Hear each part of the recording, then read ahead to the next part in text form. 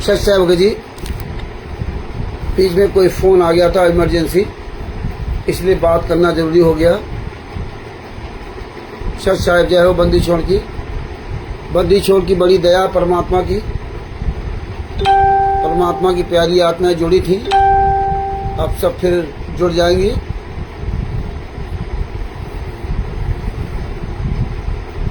बंदी छोड़ श्री संत रामपाल जी महाराज की जय हो।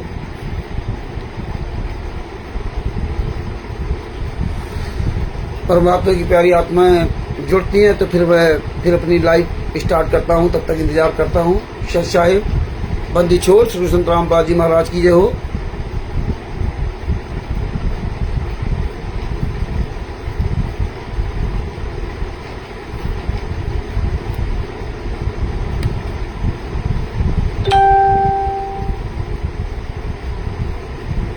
प्रवेश बाजी को सच साहिब कुछ फोन आ गया था, मजबूरी थी थोड़ा बात करना, इसलिए आप ये लिंक भेज दीजिए, सबको बता दीजिए, है ना। वो कट गया वीडियो ही, बार बार किसी का फोन आ जाता, बड़ी दिक्कत हो जाती है ना। अन्य भाई बहन देखो जुड़ पाते कि या नहीं जुड़ पाते हैं, और जुड़ते हैं तो फिर हम अपनी बात स्टार्ट करते हैं। आप ये लिंक भेज दीजिए ग्रुप में, बंदी छोड़ की दया से जुड़ जाए।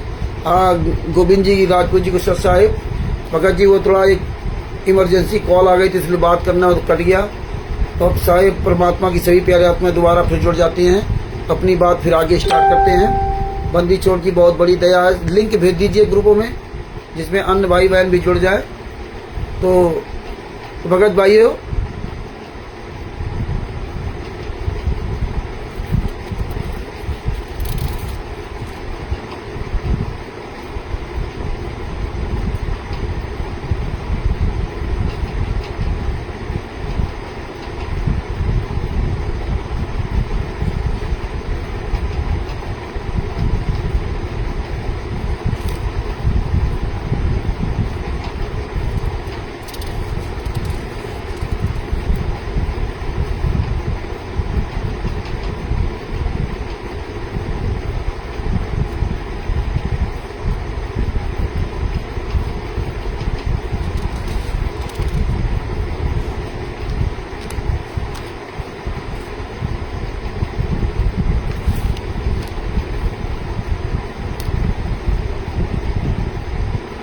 तो भगत भाइयों, परमात्मा की प्यारी आत्मा राजकुमार जी सब लोग जुड़ गए, सबको सच साहिब।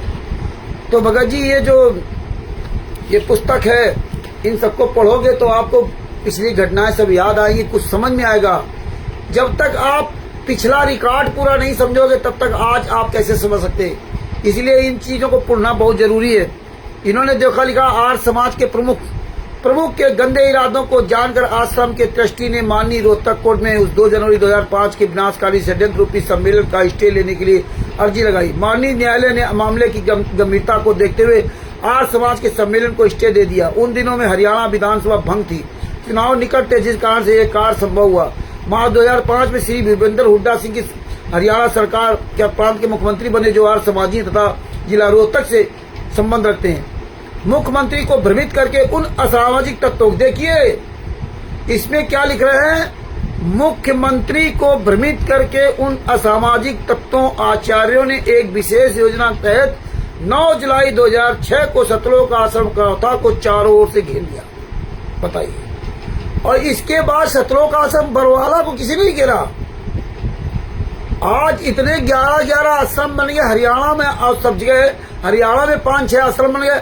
अब आर्य समाजी नहीं घेर रहे हैं, अब आर्य समाजी को इन्होंने बाप बना लिया, क्योंकि स्वयं आर्य समाजी थे। यही बात भगत समाज को सोचना चाहिए। यही बात 14/7/2014 तक कांग्रेस की सरकार थी। 26 अक्टूबर 2014 को भारतीय जनता पार्टी की सरकार बनी। 25 अक्टूबर 2014 तक कांग्रेस की सरकार थी। ये देखिए, है 2005 में भूपेंद्र सिंह हुड्डा हरियाणा के प्रांत मुख्यमंत्री बने, जो आर्य समाजी है तथा जिला रोहतक से ही संबंध रखते हैं। जब भूपेंद्र हुड्डा आर्य समाजी हैं तो करौथा आश्रम को अगर बंद करवा दिया था तो सतलोक आश्रम बरवाला क्यों बनने दिया। ये बात भगत समाज को नहीं समझ में आएगी, क्योंकि ये सब जाट सब एक है। केवल संत रामपाल जी महाराज को परमात्मा ने इस जाट जाट में भेजा था कि शायद इस जाट जाट का उद्धार उसके, कि वो ज्यादातर बताते कुरुक्षेत्र है, कुरुक्षेत्र वगैरह ये सब पूरा ज्यादातर बताते वो महाभारत का क्षेत्र है, हो सकता है इनका कल्याण हो जाए। लेकिन नहीं, ये अपनी जात अपनी आदत से बाज नहीं आएंगी। और संत रामपाल जी महाराज को शायद इसीलिए जाट जाट में भेजा था कि शायद इनकी बुद्धियां ठीक हो जाएं। मुख्यमंत्री को विरोध करके 9 जुलाई 2014 सतलोक आश्रम करौता को चारों से घेर लिया। ना तो बाहर से किसी भक्त को आश्रम में आने दिया तथा ना आश्रम से बाहर जाने दिया। अब बताइए, और इसी की कोर्ट की अवमानना संत रामपाल जी महाराज की लगी 2006 वाले केस की। बताओ, अब तो सब कुछ साबित हो गया कि संत रामपाल जी महाराज दोषी है। लेकिन रोहतक कोर्ट ने संत रामपाल जी महाराज को बाइज्जत बरी किया, लेकिन यहाँ इन गुंडों ने किस तरह फंसाया, वो भी बरी कैसे किया। जब सुप्रीम कोर्ट ने आदेश दिया था कि 14-15 साल पुराने केस इस तारीख तक हर हालत में बंद होना चाहिए, तब उन्होंने जो डेडलाइन दी थी, डेडलाइन की वजह से ना ये कैंसिल करना पड़ा। अभी भी तक केस चल रहा होता। जिस केसों में संत रामपाल जी महाराज को सजा करानी थी वो 4 साल के अंदर खत्म हो गया, और जिस केस में लिंगारान करना था इतने साल थे। 2006 में करौता कांड हुआ, और देखिए 2021 में 2000 कब केस खत्म हुआ बताइए। 16 साल तक केस चला, 16 साल तक अभी भी चलता रहता। और यहां देखिए संत रामपाल जी महाराज को सजा कराने के लिए 4 साल के अंदर सब कुछ खत्म कर दिया। अब देशद्रोह केस को तो लिंगारान कर रखा, लिंगारान।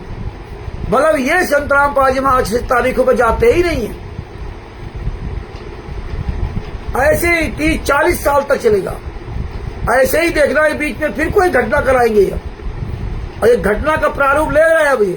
अब ये फिर धीरे धीरे अपने रंग बदल रहे हैं। अब फिर ये भारतीय जनता पार्टी को गालियां देना शुरू कर रहे हैं। ये हम आप नहीं समझ पा रहे हैं, जो बता रहे हैं जो सरकार नहीं कर पाई। देखिए अब ये सब उछाला जा रहा खूब, जो सरकार नहीं कर पाई वो देखो ये कर रहे हैं, जो सरकार नहीं कर पाई देखो ये कर रहे हैं। फिर ये नाटक क्या चल रहा है, संत रामपाल जी और सरकार का फिर टकराव करने जा रही है, और सब अपना अलग है।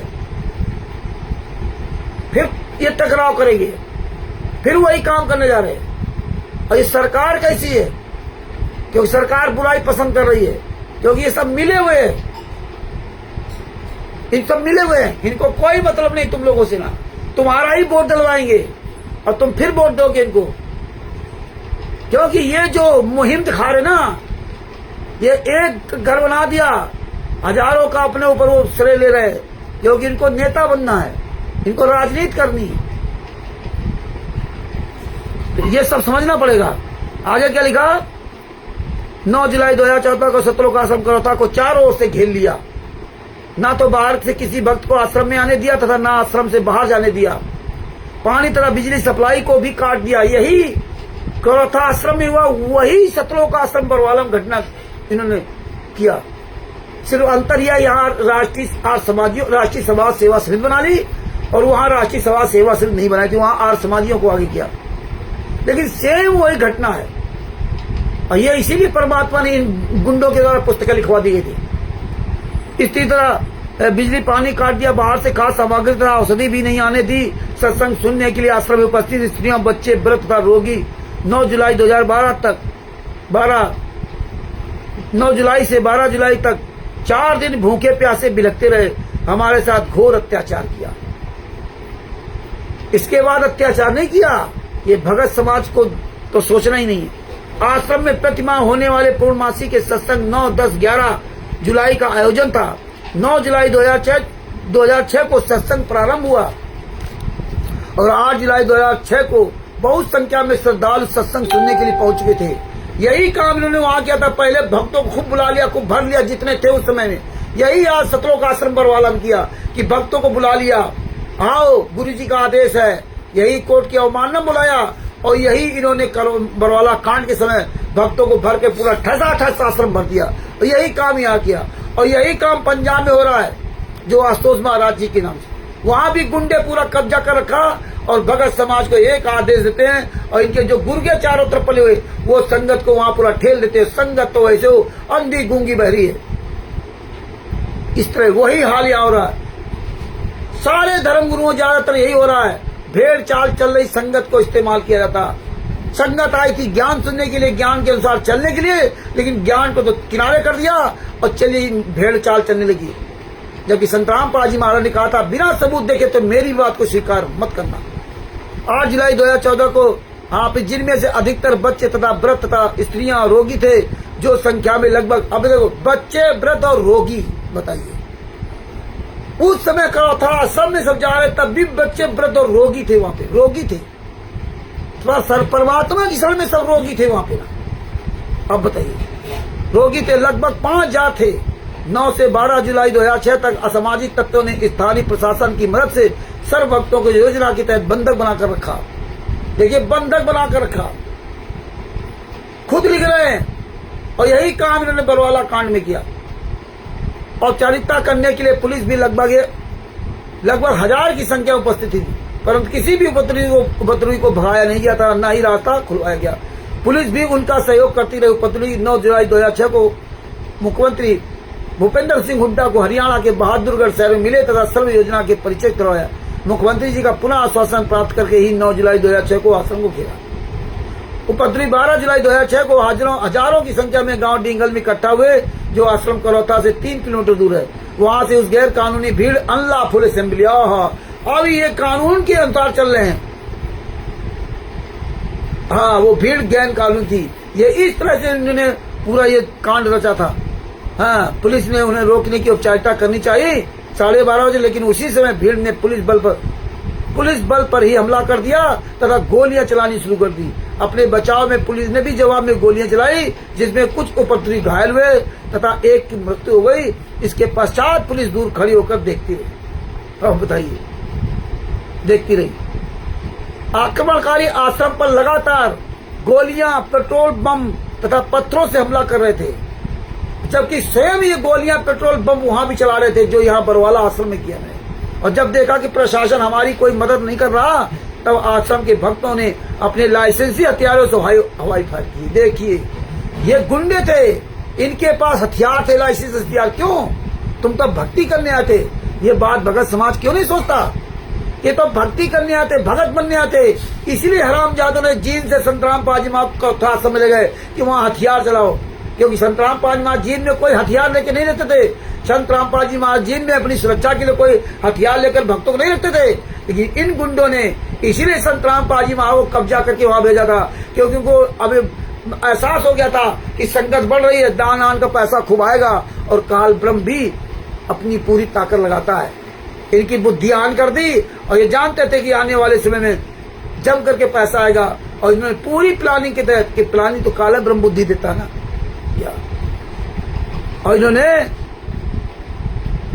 बरवाला कांड, करौथा कांड करा दिया। वही सारा से कुछ है इसमें दिया उन्होंने। पेट्रोल बम, गोलियां चलानी शुरू कर दी अपने बचाव में। हाँ, आक्रमण, लाइसेंस से हथियारों से हवाई फायर किए, क्योंकि आश्रम में उपस्थित महिलाओं, बच्चों, वृद्धों तथा रोगियों की रक्षा करना आवश्यक था। आश्रम में बच्चों, वृद्धों, महिलाओं, रोगियों की रक्षा ये लाइसेंसी बंदूक से करेंगे। संतराम पाजी महाराज रक्षा नहीं कर सकते। न संतराम पाजी महाराज ने रक्षा करौथा कांड में किया और न बरवाला कांड में किया, और बल्कि बरवाला कांड में तो माफीनामा करवा दिया कि मुझे माफ करो हजूर, मैंने बहुत बड़ी गलती की है और मैं बहुत शर्मिंदा हूँ। सोचो ये कितने नीच, कितने कमीने इंसान, और उन कमीनों का संग साथ दे रही है। और जब हम इनका विरोध करते हैं तो ये हरामजादे हमारे ऊपर FIR करते हैं, झूठी FIR करते हैं। और सबसे बड़ी बात यह है कि 2016 से परमात्मा की दया से रात दिन आप सब लोगों को जगाने का कार्य किया। 4 लोग 4 दिन जागते हैं और 4 दिन बाद फिर भाग करके कहीं पवन टक, कहीं संजय टक, कहीं मैनेजमेंट, कहीं बुद्धा चोर फाउंडेशन, कहीं करण टक, कहीं मेरठ और कहीं काकभूषण और कहीं सजभूषण जैसे इन हरामजादों को बाप बना लेते हैं, क्योंकि इनको डर लगता है, क्योंकि इनके पास न सच्चाई है और न सच्चाई बोल सकते हैं। बस फिर वो लग जाएंगे रामचंद्र के बारे में, फलाने के बारे में, और इसके पहले कोई अकल नहीं होती है। तब रामचंद्र के द्वारा ही सब सीखते हैं। तो ये भगत भाइयों, ये सब इन्होंने किया। लाइसेंसी हथियारों से। लाइसेंसी हथियार खरीदिए, संत रामपाल जी महाराज को बचाएंगे कि वो संत रामपाल जी महाराज को लाइसेंसी हथियार से कब्जा कर लेते। क्या वो संत ने इनको लाइसेंसी हथियार खरीदने का अधिकार दिया था? अगर संत रामपाल जी महाराज लाइसेंसी हथियार अपने साथ रखते हैं तो फिर काहे गुरु है? और यही बरवाला आश्रम के अंदर हमारे आपके खुले हमारे आपके सामने होता था और कहते हो तो परमात्मा लीला कर रहे हैं। अब लाइसेंसी हथियार कहाँ चले गए? सतलोक आश्रम वो जेल के अंदर हथियार कहाँ चले गए? तो जब तुम्हें हमें यही अकल नहीं है यहाँ तक कि सतलोक आश्रम बरवाला में लाइसेंसी हथियार अगर पीछे चल रहे हैं तो फिर काहे की संत है? लेकिन ऐसा हमारे गुरु जी ने नहीं किया था। ये गुंडे कब्जा कर रखा था। लेकिन यही बात कह रहे तो कह रहे अरे वो तो लीला कर रहे हो, तो परमात्मा है, तुम क्या जानो। इसलिए परमात्मा ने कहा था सतगुरु सह ने पहचाने पाया अटल सुहागरे। ये इशारा था कि देख लो ये हमारे साथ जो चल रहे ये मेरी रक्षा ये करेंगे। अरे मेरी रक्षा सतनाम करेगा, सारनाम करेगा, प्रथम मंत्र करेगा। सतनाम का जाप करके कबीर साहब ने दिखाया, बताया संत रामपाल जी महाराज ने कि जब काल ने अटैक किया, 1000 कला का काल भगवान ने जब अटैक किया तो सतनाम का मंत्र जैसे जाप किया और करोड़ों पता नहीं कितनी दूर जाके वो गिरा जाकर गिरा। ये सतनाम की ताकत दिखाई थी। आज वो सारनाम सार शब्द प्राप्त संत ये गोली बारूद से ये गुंडे रक्षा करेंगे। ये बात संत रामपाल जी महाराज के शिष्यों को ना तो करौथा आश्रम में समझ आई और ना बरवाला आश्रम में समझ आई और ना अभी भी समझ आ रही है। और जिसको समझ ना जाएगी वो भौंकना शुरू कर देगा। तो ये हमें आपको अच्छी तरह समझना पड़ेगा। अगर हम आप अच्छी तरह नहीं समझे तो ये समझ ले ये तो चक्र चल रहा समय का। जैसे 600 साल पहले 64 लाख फेल हुए थे, जैसे सतलोक में हम आप ऐसी तैसी करा के यहाँ आए थे, यही यहाँ होगा। ये साला कभी ना जसोदा चौहान पता नहीं कौन कौन मसाला खा के आया, तम्बाकू खा के आ रहा। अरे मर जाओगे साले ऐसे करते करते, तम्बाकू मसाला खाते खाते, क्योंकि तुम्हारी साले औकातें यही है, तुम्हारी यही औकात बची है ना। खैर तुम्हारे जैसे पता नहीं कितने आते जाते रहने चाहिए, अच्छी बात है क्योंकि कम से कम तुम जैसे हराम जादों की पिछवाड़े में आग तो लग रही है, आग तो सुलग रही है। ज्ञान सच्चा है तो आओ मैदान में। तुम्हारी माँ ने तुम्हें दूध पिलाया तो मैदान में आओ। ज्ञान सच्चा है, ज्ञान तो सच्चा है, तुम कहाँ छुपे हो? आज जरा जरा से लोग तुमको साले गालियां दे रहे, जूता लेकर के मार रहे हैं। मर जाओ साले चिल्लू भर पाएंडों के सामने, आओ मैदान में। ज्ञान सच्चा है संत रामपाल जी महाराज का, तुम तो साले सच्चे नहीं हो, इसलिए जूता खा रहे हो। जूता पूरी दुनिया में सबसे नीच हो तुम लोग, तुम्हारी औकात नहीं, किसी का सामना कर जाओ, तुम्हारी औकात नहीं। आगे देखिए इन गुंडों ने क्या किया। बच्चे तो रोगियों की रक्षा करना आवश्यक था, ये रक्षा करेंगे। 2006 करौता कांड में ये रक्षा कर रहे थे बच्चों की, रोगियों की। संत रामपाल जी महाराज रक्षा नहीं कर सकते किसी की। यही बरवाला में ये रक्षा कर रहे थे। ले गुंडे राइफल रिवॉल्वर जो ऊपर काले कमांडो साले सुअर की औलाद खड़े थे ना, वो प्रार्थना कर रहे थे। कैसे हराम जाओ था, कह रहे थे कि मेरे गुरुजी बीमार थे, तो ये काले कमांडो जो छत पे आसपास खड़े थे झंडा लेकर के, वो परमात्मा से प्रार्थना करते थे कि मेरे गुरुजी जल्दी ठीक हो जाए। और ये काले कमांडो साले झूठ बोलते थे, पूरी दुनिया के सामने झूठ का बाउंडर किया है। इसीलिए परमात्मा सब दिखा रहे हैं कि देख लो कितने नीच थे। लेकिन हम आप नहीं पहचान सके 2006 में भी और 2014 में भी। तब नहीं पहचाने तो अब तो पहचानो। लेकिन पहचानोगे तभी जब इन पुस्तकों को आप पढ़ोगे, तभी आप इनकी दोगलागिरी जान पाओगे कि ये क्या कह रहे थे, इस पे क्या कह रहे थे, और ये करौता कांड के रहस्यनामा पुस्तक में क्या कह रहे थे, और बरवाला की घटना की सच्चाई में पुस्तक क्या कह रहे थे, तब जान पाओगे। हैं? ये देखिए हरामजादे हमारे पर FIR करवाते हैं। पंजाब में FIR करवाए साले कमीनों ने अपनी पत्नी और बेटी के कपड़े फाड़ने कर FIR लिखवाई थी सितंबर 2017 में। 4 लोग पंजाब के, 1 लोग गंगानगर गोपीराम और कानपुर से रामचंद्र दास। 7 साल केस लगा और वो 5 लोग बदल गए।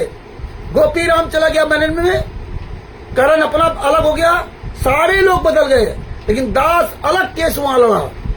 सब बदल गए वहां पे पंजाब में, सबसे दास अलग हो गया। यहाँ तक ये जो हमारे 7 गुंडे साथी बने थे, 4 पंजाब वाले और एक वो गोपीराम और करण टक मुखिया था, इन हरामजादों ने मेरी जमानत तक कैंसिल करवा दी पंजाब में। मैनेजमेंट ने केस किया, इन हरामजादों की वजह से मेरा नाम आया और इन्हीं लोगों ने मेरी जमानत कैंसिल करवा दी। जिस एक महिला के द्वारा जमानत ली गई थी और उस महिला की वजह से ही सब कुछ हुआ था, और उसने मेरी जमानत वापस ले ली कोर्ट में। जज ने कहा कि भाई रामचंद्र की जमानत क्यों वापस ले रही हो? बोले मुझे विश्वास नहीं। और उसी के लड़के की शादी का मैटर था, उसका लड़का नाम निश्चित नहीं था, और उसने जब शादी की, लड़के ने शादी की और लड़के का जो बाप था, मतलब वो माता पिता दोनों, जो भगतमती जिसने मेरी जमानत ली थी, ये दोनों भगत थे। संतराम पाजी में आके अपने आप को शिष्य कहते थे, लेकिन वो लड़का शिष्य नहीं था। जब वो लड़का शिष्य नहीं था तो उसने लड़के सब शादी हुई तो दहेज लिया। जब दहेज लिया तो यही मलोट नामदार संचालक सुभाष चंद्र ये कह रहा था दहेज का सारा सामान जमा करवा के गुरुजी का आदेश है, तब तुम्हारा नाम सिद्ध होगा। उसने ये मेरी वीडियो देख करके मुझसे कहा था रामचंद्र जी बात करो, तो उस महिला से मेरी बात कराई गई। तो उस महिला से कहा था कि तुम जो अपने लड़के की शादी की है, क्या उस दहेज लेने में तुम्हारा कोई अपना इंटरनल या आउटर्स कोई सहयोग था? क्या आप चाहते थे दहेज लेना? तो उन्होंने कहा था नहीं भगत जी, मैं उस दहेज के पक्ष में नहीं थी, लेकिन लड़का नाम दीक्षित नहीं है और वो मेरी बात नहीं मानता, तो मैं क्या करूं? तो हम कैसे सामान को जमा कर दें? तब दास ने कहा था अगर आप अंतरात्मा से दहेज लेना नहीं चाहती थी और लड़के ने अपनी मर्जी से किया है, तो फिर आप क्यों सामान देने जाओगी? फिर क्यों डरते हो मेरा नाम खंड हो गया? यही बातें चल रही थी, वही मैटर हो रहा था।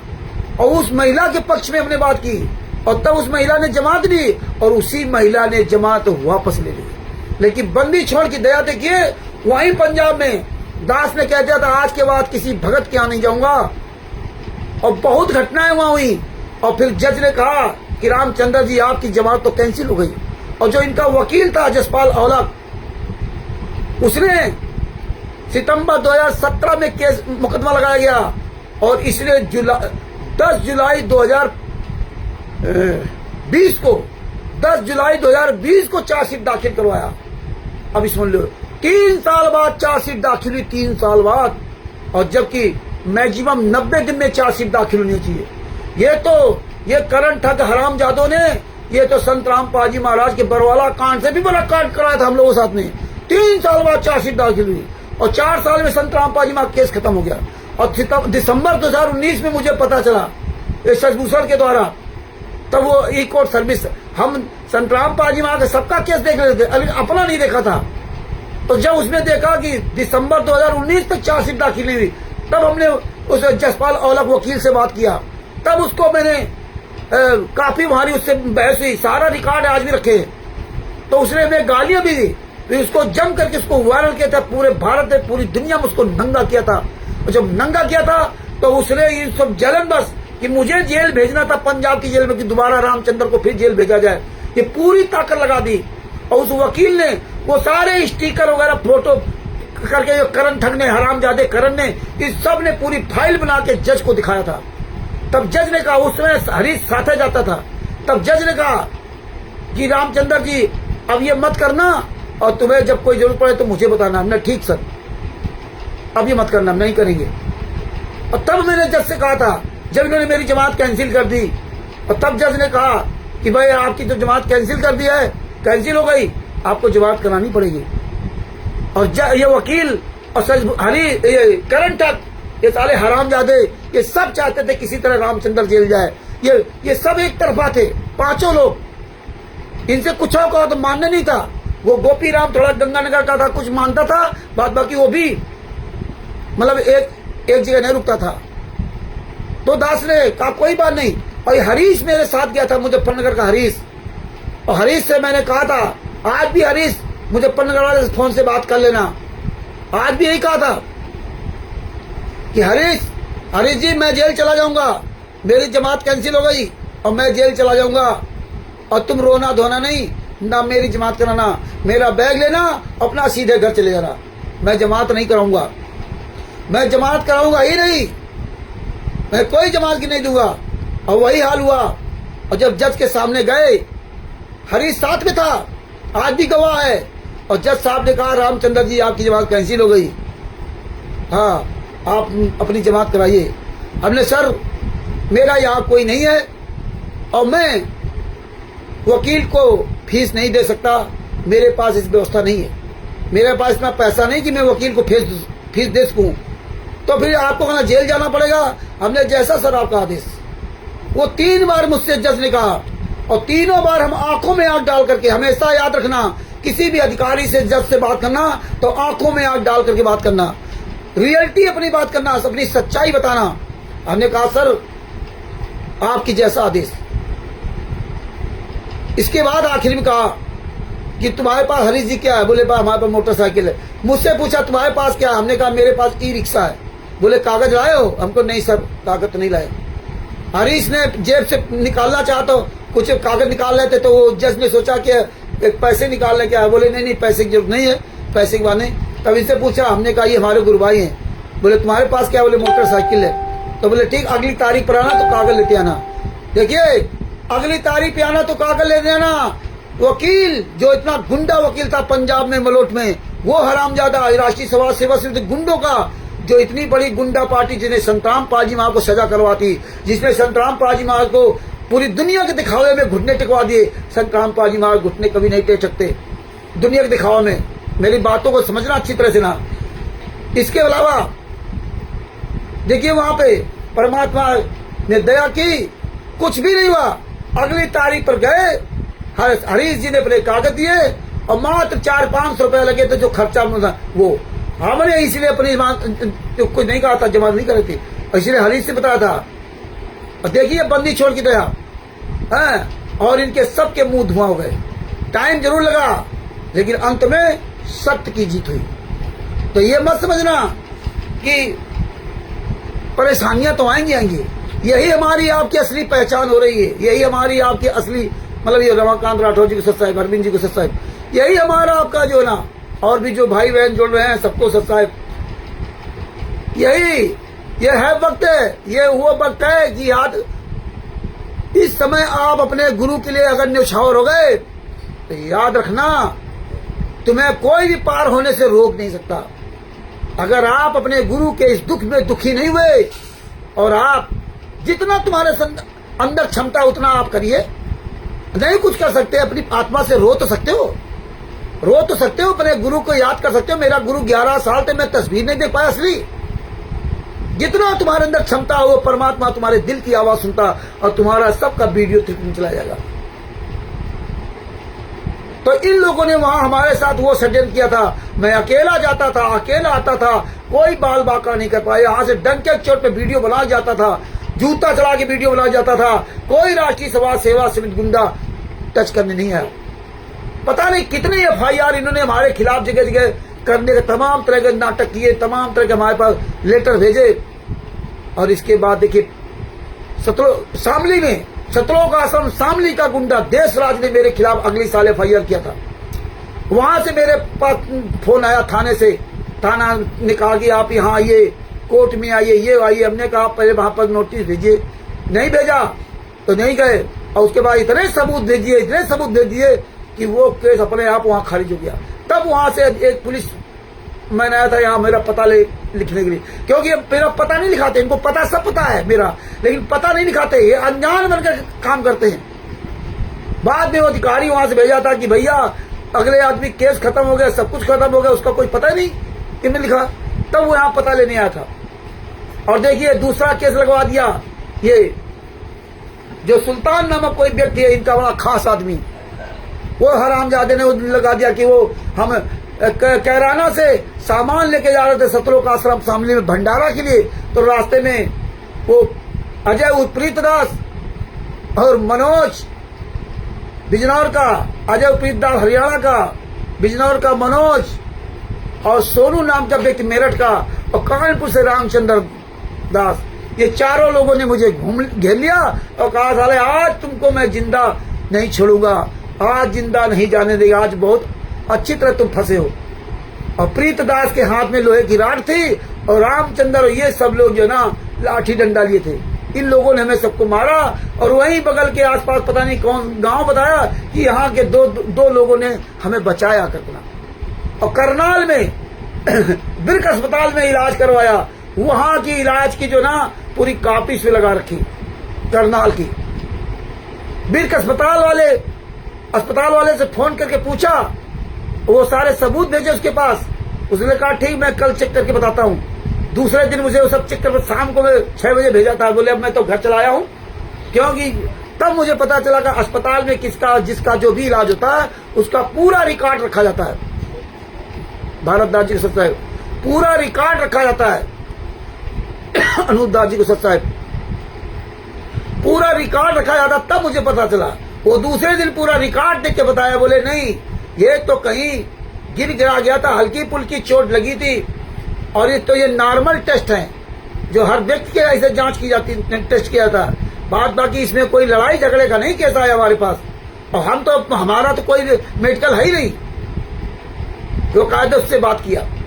तो इस तरह से ये लोग, तो कुछ भाई बहन हमारे बड़े चिंतित थे, बड़ा परेशान थे, लालचंद जी वगैरह और सब भाई बहन चिंतित थे कि जैसे पवन के साथ में गए थे ना 2-3, पवन को वहां मारा पीटा, तो ये सोच रहे थे कि रामचंद्र कल अकेला जाएगा, पता नहीं ये लोग क्या करें। कई भाई बहन मुजदास के बारे में बड़ा अफसोस कर रहे थे, परेशान थे। उन्होंने कहा, लालचंद जी ने कहा कि भाई अरविंद जी को लेते जाओ, किसी एक को लेते जाओ साथ में, तुम अकेले जा रहे हो, पहली बार जा रहे हो, पता ही नहीं कहाँ क्या हो। अब न कोई बात नहीं भगत जी, पता नहीं अरविंद बात समय हो ना हो। दूसरी बात, सबसे बड़ी बात, हमने कहा भगत जी पैसे की बात है, किराया कहाँ खर्च करेंगे। हम तो ट्रेन से जाना चाह रहे थे, लेकिन इतना ट्रेन में हाउसफुल है, कोई जगह नहीं, कोई सीट नहीं, और हम 2 लोग जाएंगे तो कितना किराया लग जाएगा। हमारे पास, आपके पास हम इतना पैसा नहीं है, हम किसी का अनावश्यक पैसा नहीं बर्बाद करना चाहते। हम बहुत प्रयास करते रहे, कहाँ से जाऊं, लखनऊ जाऊं, कहाँ से जाएं, दिल्ली से जाए या लखनऊ जाए, डायरेक्ट यहाँ से कोई ट्रेन नहीं। जो ट्रेन भी है वो ऐसे समय पे है कि उसमें कोई जगह नहीं। अच्छा, कानपुर से डायरेक्ट कोई ट्रेन बन के चलती हो तो उसमें जगह भी मिल जाए, पीछे से ट्रेन आती है तो वो सब फुल होके आती है। तो बड़ा हुआ पोइन पड़ा रादास कि जाऊं तो कैसे जाऊं, और जाना जरूरी है कि कोर्ट का आदेश है। इसके बाद आप जाओ अथवा ना जाओ, तारीख हो तो उतना बड़ी दिक्कत नहीं होती, लेकिन इसमें ज्यादा मतलब जाना चाहिए पहली बार, तो उस वजह से ना। तब दास ने बस का टिकट कराया, बस का भी 750 रुपये टिकट। तो लड़के से बात किया तो लड़के ने कहा पापा, क्योंकि वो अक्सर अपना जाता रहता है तो उसमें डिस्काउंट आ जाता है, छूट आ जाती है ऐप के द्वारा, तो उसका छूट मिल गई। तो वो लगभग 487-500 के अंदर वो टिकट पड़ी। कल की हमारी टिकट है, कल रात में यहाँ से बैठे होगा, सुबह ग्रेटर नोएडा पहुंच जाऊंगा, दिन भर वहां रहूंगा, रात में फिर निकलेंगे वहां से ना। रात, क्योंकि शामली एक आउट जगह है, वहां रात में रुकने के लिए कोई ठीक ठाक जगह नहीं, तो हम दिल्ली में ही रुकेंगे। तो दिल्ली में स्टेशन पर जो है 2:30-3 बजे जो ट्रेन जाएगी रात में, उस ट्रेन से मैं बैठ करके वहां शामली जाऊंगा, और वहां दिन भर परमेश्वर क्या करवाते हैं वो सब जो है वहां परमात्मा सब जो जैसा भी होगा उसे निपटवाएंगे। बात है कि आप लोग किसी भी तरह की चिंता मत करना, और अगर किसी भी तरह की अनहोनी भी होती है तो उसकी भी आप कोई चिंता मत करना। ये हमारे लिए सौभाग्य होगा कि हमारा कोई पुरवार होगा जो हमारा वहां से कर्म कटेगा। जिस तरह से सदना जी के दोनों हाथ काट दिए गए, इसलिए किसी को कोई चिंता करने की आवश्यकता नहीं है। हाँ, आप निश्चिंत रहिए। हाँ, परमात्मा की शरण में किसी का बाल बाका नहीं होगा, और बाल बाका अगर होगा तो सेव संबंध एक ही तरह आप समझ लेना कि कोई न कोई ये परीक्षा होगी। क्योंकि हम परमेश्वर जानते हैं, आप सब जानते हैं, हम कोई अपने व्यक्तिगत स्वार्थ के लिए नहीं लड़ रहे हैं, और ना हम किसी भगत का कोई पैसा खा करके ऐसा आराम किया, ना करता हूं। और जो जिस तरह से सहयोग करे उसका एक एक पैसे का हिसाब सबके पास भेजूंगा, एक एक रुपए का लिखा पढ़ी सब। आज यही से मैंने ये सब लिखा पढ़ी, वैसे भी लिखा पढ़ी करता था, जो हमारे हाथ में था लिखा पढ़ी शुरू कर दिया इस डायरी में। बाद बाकी फिर सबका नाम पता और ये सारा सब कुछ नोट करूंगा, एक एक हिसाब दूंगा कहाँ कैसे क्या हुआ। और सत्यमेव जयते, अभी तो बहुत झोले पड़ेंगे, पता नहीं कौन कौन क्या क्या केस मुकदमा हो, तो कोई चिंता करने वाली बात नहीं है। हाँ, परमेश्वर से बड़ा इस दुनिया में कोई नहीं। 7 दीप 9 खंड में गुरु से बड़ा न कोई, करता करे न कर सके, गुरु करे से होए। तो भगत भाइयों, तो ये हालात है, तो किसी तरह की चिंता मत करना, निश्चिंत रहना। परमेश्वर जो करेंगे सो अच्छा करेंगे, ये आपको भरोसा होना चाहिए। अपने आप पर आपको भरोसा होना चाहिए। अगर आप गलत नहीं कर रहे हो तो आपको डर किस बात का? आप गलत नहीं कर रहे हो तो डर किस बात का? आप जब परमात्मा के बच्चों को ठग नहीं रहे हो, झूठ बोलकर बेईमानी नहीं करते हो, तो तुम्हें डर किस बात का? तो परमात्मा ने इसलिए कहा है, कबीरा आप ठगाइए और न ठगोए सोए, कोई आप ठगाए सुख होते है और ठगे दुख होए। अगर कोई आपको ठग रहा तो ठग ले लो, कोई दिक्कत नहीं। तुम न ठगना, तुम तो विश्वास किया, अपने परमेश्वर के नाम पर निछावर किया, और कोई तुम्हें ठग करके मौज कर रहा हो, सोचता मैं बहुत अच्छा किया, बेवकूफ बना लिया। वो बेवकूफ नहीं बनाया।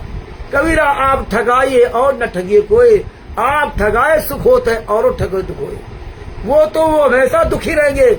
आज जितने हरामजादों ने परमात्मा के नाम पर भक्तों का पैसा खाया या परमात्मा के बच्चों के साथ धोखा किया, उन हरामजादों की औकात नहीं हुई खुल के पूरे भारत के सामने, पूरे भक्तों के सामने आकर के बात कर सके। आप शुरू से रिकॉर्ड देख लीजिए, राष्ट्रीय सभा सेवा समिति गुंडों का रिकॉर्ड देख लीजिए, तिमिर दूत पवन ठग, संजय ठग जैसे गद्दारों को देख लीजिए। आज संजय ठग की औकात नहीं कि सामने आ जाए। वो करण ठग पंजाब वाला अकेला लड़का था, माँ बाप का घर से साला भाग गया। सामने कोई परिवार रहता था, उसकी पत्नी और उसके 2 बच्चों को लेकर भाग गया। बुढ़ापे में अपने माता पिता का पूरी तरह से नाक कटा दिया। अकेला लड़का था, और जबकि माता पिता जिसके बहुत बहुत बहुत अच्छे हैं, वो संत राम पाजी के शिष्य नहीं। तो ये आज आप देख लीजिए, यही चाहे काकभूषण हो, चाहे ये आप सजभूषण देखिए, लेटेस्ट घटना। सजभूषण और सजभूषण साथ जितने गद्दार लगे हुए हैं, किसी हरामजादे की औकात नहीं हुई कि खुल करके साथ में मीटिंग करके एक चैलेंज के साथ कर ले, करो। और सजभूषण राष्ट्रीय अधिवेशन के नाम से मैसेज डाला 1 महीना पहले, और राष्ट्रीय अधिवेशन का एक पोस्टर तक लगाया, और बुलाया किसको? काकभूषण को।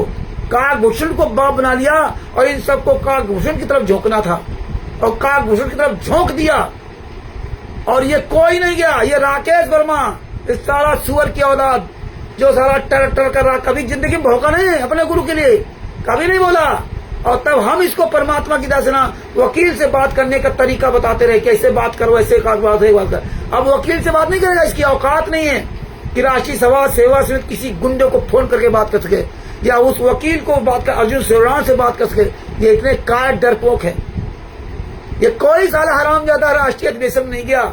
हरीश हुआ, उमेश हुआ, जितने ये डिंग मारने वाले, राकेश को देखो, राकेश तो कहता था मेरे लड़के को बचा लिया सजभूषण ने, और लेकिन ये फिर भी साला गद्दारी करके सजभूषण को वहां नहीं गया। तो इसलिए भगत भाइयों, ये देखिए आगे क्या इन्होंने लिखा था। 12-13 जुलाई की रात के 2:30 बजे तक उपद्रवी आश्रम से नहीं हटे, तथा फायर करने का आदेश दिया गया, तथा ये भी कहा गया कि गोली ऐसे स्थान मारे जिससे कोई मरे नहीं। मतलब ये राष्ट्रीय सभा सेवा समिति गुंडे 2006 में इनको सब बताया जा रहा था कि सरकार ने ऐसा आदेश दिया है कि गोली ऐसे स्थान मारे जिससे कोई मरे नहीं। तब आक्रमणकारी वहां से कुछ दूर पर चले गए। वहां पर यह भी बताना आवश्यक समझते हैं कि उस रात्रि को चांद का प्रकाश था, मौसम साफ था, पूर्णमासी का दिन था, इसलिए उपद्रवी साफ दिखाई दे रहे थे। ओहो, सतलोक आश्रम करौथा को असंवैधानिक तरीके से एसडीएम रोहतक ने धारा 145 सीआरपीसी के तहत अपने कब्जे में ले लिया, तथा एसडीएम रोहतक ने अपने आदेशों में स्पष्ट किया कि 8000 से 10,000 व्यक्तियों ने सतलोक आश्रम पर आक्रमण किया, जो नारे लगा रहे थे कि आश्रम को नष्ट करेंगे, तथा आश्रम के संचालक संत राम पालवा आश्रम में उपस्थित अनुयायियों को मार डालेंगे। आश्रम के संचालक तथा भक्तों का जीवन खतरे में था, इसलिए सतलोक आश्रम करौथा को धारा 145 सीआरपीसी के तहत अपने कब्जे में ले लिया गया। मुकदमा नंबर 198/2006 झूठा बनाया गया। प्रमाण है। इसके प्रमाण के लिए एसडीएम रोहतक भी वत्सल बशीर जी का ये आदेश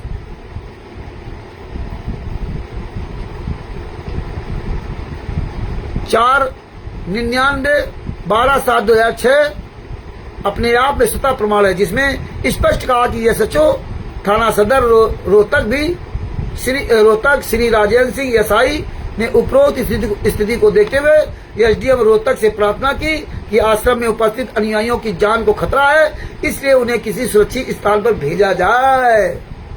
आश्रम में बंद व्यक्तियों को जान का खतरा है, अनुयायियों को। संत रामपाल जी महाराज रक्षा नहीं की, न करौथा में रक्षा की और न सतलोक आश्रम बरवाला में रक्षा हुई, कहीं भी रक्षा नहीं हुई, दोनों जगह।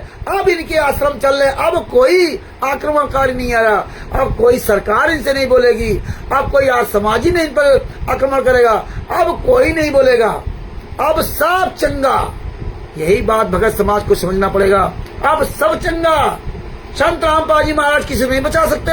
अब ऐसे बताएंगे कि फलाने की भैंस मर गई थी, उसको जिंदा कर दिया, फलाने को भगत का वो कैंसर ठीक कर दिया, ये ठीक कर दिया, और फलाने का जो ना हार्ट अटैक से मर गया तो वो हो गया। और संत रामपाल जी महाराज के बरौला आश्रम में हार्ट अटैक की बीमारी थी, और 2014 से लेकर के 18 नवंबर 2014 से लेकर वर्तमान समय तक आज 11 अक्टूबर 2025 तक क्या संत रामपाल जी महाराज को अगर हार्ट की बीमारी तो अब दोबारा बीमार नहीं हुई, क्या उसका इलाज चला?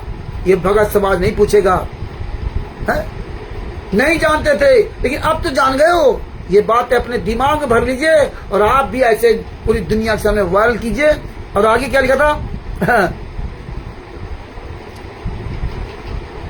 सुरक्षित स्थान पर भेजा गया। एसडीएम रोहतक ने अपने इस आदेश में स्पष्ट कहा कि उस समय डीएम रोहतक तथा एसपी रोहतक भी मौके पर उपस्थित थे, जबकि एसडीएम रोहतक के आदेश को नजरअंदाज करके प्रशासन ने मुख्यमंत्री हरियाणा भूपेंद्र सिंह हुड्डा के दबाव में आकर मनगढ़ंत कहानी बनाकर उपरोक्त एफआईआर दर्ज कर दी।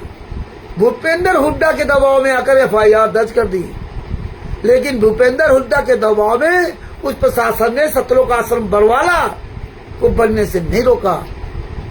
यही अगर भगत समाज समझ आता कि देखिए एक तरफ तो सतलोक आश्रम करो था, कांग्रेस सरकार चढ़ाई करवा रही और समाजी बंद करवा रहे, और उधर आज समाजी और कांग्रेस की सरकार भूपेंद्र हुड्डा मुख्यमंत्री इससे भी बड़ा आश्रम बनने दे रहे। ये बात किसी भगत को नहीं समझ में आई, लेकिन अब समझ में आ गई है, तो अब आवाज उठाइए। तो इस तरह भगत भाइयों इन्होंने ये सब पूरा ये लेख लिखा, और ऐसे आपको धीरे धीरे फिर ये आप तक ये बात रखते रहेंगे। तो ये सब पुस्तकों को सुरक्षित रखिए, यही आपके लिए सबूत बनेंगे, यही आपके लिए प्रमाण बनेंगे। और दास परमात्मा की दया से कल रात में यहाँ कानपुर से निकलेगा, और बंदी छोड़ की दया से 14 अक्टूबर 2025 और 16-17 अक्टूबर 2018 याद रखिए कि आशा पास की तारीख हो रही जब संत रामपाल में सजा हुई थी, और जब दास की तारीख पड़ रही है। केवल 2 दिन का अंतर, 2-3 दिन का अंतर। तो परमेश्वर की दया रही, टाइम से दास वहां आ गया, तो फिर दास ये फर्रुखाबाद जाएगा परमात्मा की दया से अरविंद दास जी के यहाँ। तो 16-17 अक्टूबर 2018 को जो संत रामपाल जी महाराज को सजा सुनाई गई थी, उस बारे में परमात्मा की दया से वहाँ प्रोग्राम करवाएंगे। हालांकि दास अब उस तरह जो जा रहा था, इनके यहाँ जाता डायरेक्ट यहाँ से, तो सारे एविडेंस सारे सबूत लेकर के जाता, और अब ये दास वो चीजें सारी चीजें नहीं ले जा पाएगा, क्योंकि मुझे वहां जाना है, तो इतना सामान हम कैसे लाद के ले जाएंगे? क्योंकि सर्दी का मौसम है, तो हमें सर्दी वाले कपड़े भी लेके जाना पड़ेगा, कंबल भी लेके जाना पड़ेगा, तो इसलिए ये सामान नहीं लाद के ले पाएंगे। लेकिन परमात्मा की दया से ना जो भी होगा वह परमात्मा प्रोग्राम करवाएंगे। ये अभी परमात्मा से प्रार्थना करता हूँ कि बंदी छोड़ ऐसी दया कर दो कि हम 16-17 तारीख को अरविंद दास जी घर पे बैठ करके परमेश्वर की दया से वो 2 दिन पूरी दुनिया को बताएं, लाइव प्रोग्राम चला करके पूरी दुनिया को बताएं कि हमारे गुरु के साथ आज क्या क्या हुआ। तो ये बंदी छोड़ जरूर दया करेंगे। तो 10-14 तारीख को वहाँ जैसे जैसे जो भी निपटता है, और बंदी छोड़ जो करते सब अच्छा ही करते हैं और कभी कुछ किसी का बुरा नहीं करते। तो ये हमेशा याद रखना चाहिए, और किसी भी तरह कोई चिंता मत करना, सब कुछ होगा, बढ़िया होगा। ये सब परमात्मा की दया है। सतगुरु जो चाहे सो करे, 14 कोटि दूत दिन। हमें किसी के आगे में गिड़गिड़ाना नहीं है। हाँ, हमारे लिए परमात्मा के अलावा इस दुनिया में कोई भगवान नहीं, और भगवान से बड़ा कोई जज नहीं। हमें किसी जज के आगे, किसी के आगे हमें गिड़गिड़ाना नहीं है। तुम्हारी जो मर्जी कर लो, तुम्हारा ये न्याय बिकाऊ न्याय है, पैसे वाला न्याय है। असली न्याय वाला करने वाला वो उसके हम वो वीडियो चल रहा है। आप तो केवल बातों की बात सुनोगे, तो हम आपसे क्यों प्रार्थना करूं। हाँ, वो अलग बात, जो औपचारिकताएं होती हैं वो औपचारिकताएं भाई कानून के हिसाब से। बात बाकी आप अंदर से ये आप ये आशा मत रखो कि नहीं हमें ये जज न्याय देगा। ये बात याद रखिए, आप अपने पिता को सर्वश्रेष्ठ समझिए। अरे प्रहलाद को इतना भरोसा था, जो उस समय राजतंत्र था, आज तो प्रजातंत्र है। वो तो काल ब्रह्म का अवतारी था। है? तो सदगुरु से बड़ा कोई नहीं। तो भगत भाइयों, साच बराबर तप नहीं, झूठ बराबर पाप, और जाके हृदय साच है, ताके हृदय संत रामपाल जी महाराज आप। उसका कोई बात बाका नहीं कर सकता। भगत भाइयों, ज्ञान नंबर शरण का 20वां पुस्तक को अधिक से अधिक पढ़िए, और इसको ढंग से पढ़िए, एक एक शब्द पढ़िए। और आप सब भाई बहन एक दूसरे चर्चा जरूर किया करें, फोन किया करें।